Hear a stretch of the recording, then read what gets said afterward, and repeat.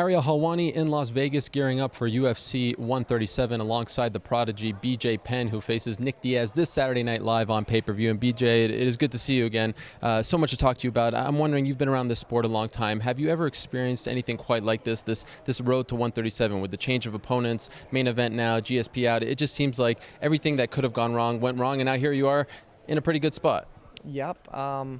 You know what? I would say if I was in my 20s or something, I might have been complaining and bitching and moaning about it. But you know, everything is great.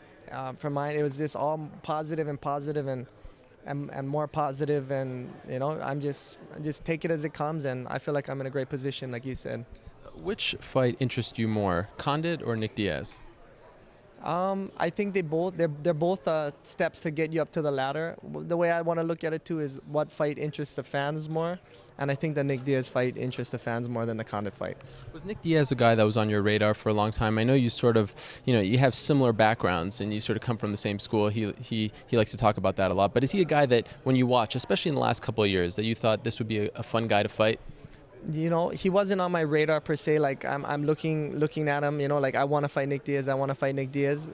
I would love to sit down and watch Nick Diaz fight. I never thought about UFC buying Strikeforce or that whole thing happening. You know, and it just kind of all happened quick.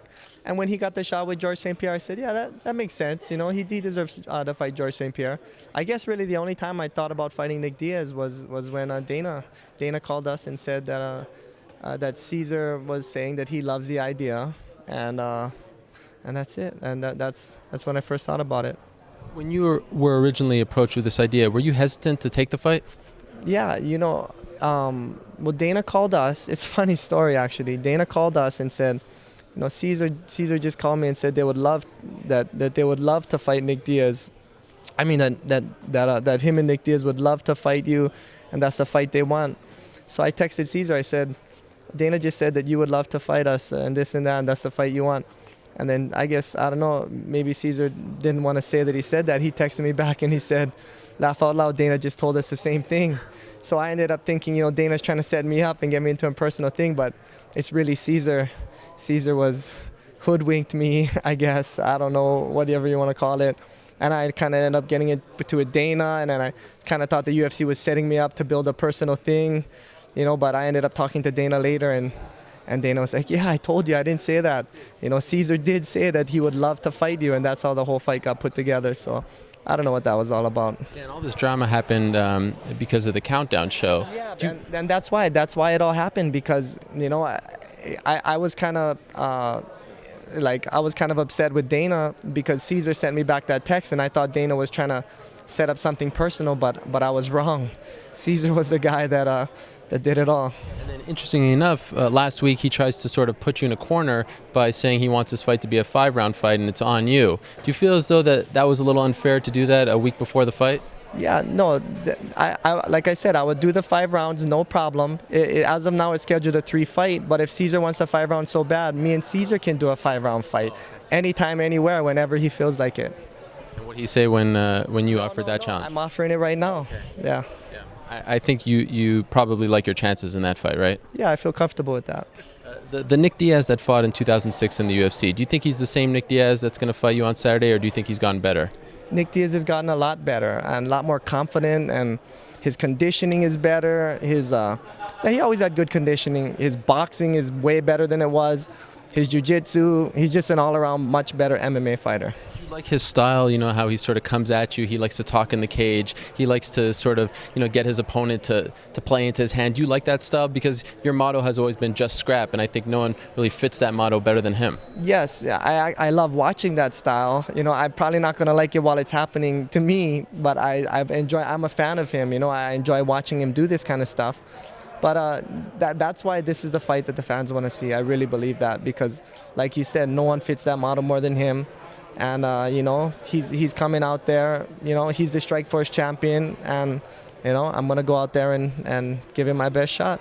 Will you consider yourself the Strikeforce champion if you beat him? Or do you not even care about that belt?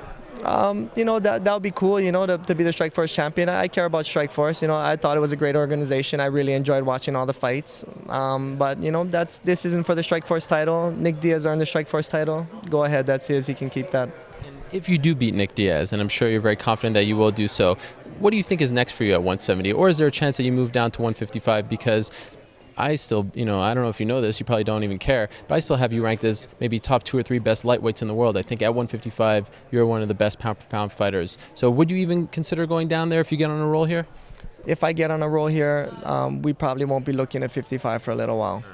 And this is going to be my 3rd fight at welterweight, so maybe I'm kind of growing into it. When I first started sparring up for the Matt Hughes fight, man, the welterweights were beating me up, throwing me around. It was a bad scene in the gym, and I'm starting to feel more comfortable sparring with them now. And when you envision this fight, how it's going to play out, how do you see it going down? I got a feeling it's just going to be me and him in each other's face, and I got a feeling it's going to be drawn out till somewhere around the end of the 3rd round. I don't think it's going to go to decision, but it's going to go somewhere in the 3rd round. I got a feeling about that.